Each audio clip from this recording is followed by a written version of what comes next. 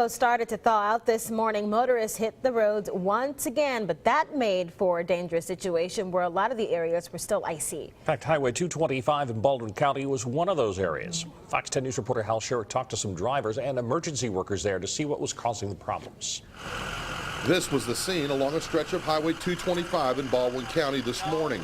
Hills and curves not yet touched by the sun were still covered by an icy glaze, making driving hazardous. It looked like conditions were improving, and then once the sun came out, this hill got extremely icy and slick, and then we had this accident, and there's one behind you here, and it's just a mess. By 10 o'clock, there were already 2 cars in the ditch near the intersection of 225 and Bromley Road in unrelated accidents. That stretch of highway had to be shut down for nearly 2 hours while emergency crews cleared the scene.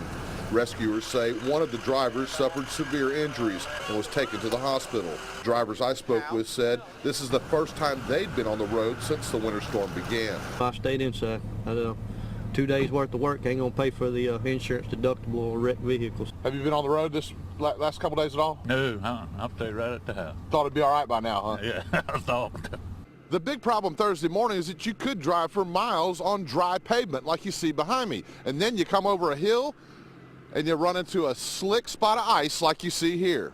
10 miles north, another trouble spot. This, another shady hill leading into a hard curve. Emergency workers were stopping traffic and giving instructions on how to navigate the slick roadway. What I want you to do is just stay to the right till you get to that first sign and cut back over. Truck driver Glenn Murdoch watched from the top of the hill, patiently waiting for the ice to melt. He'd made it safely from South Carolina and hadn't run into much trouble until today.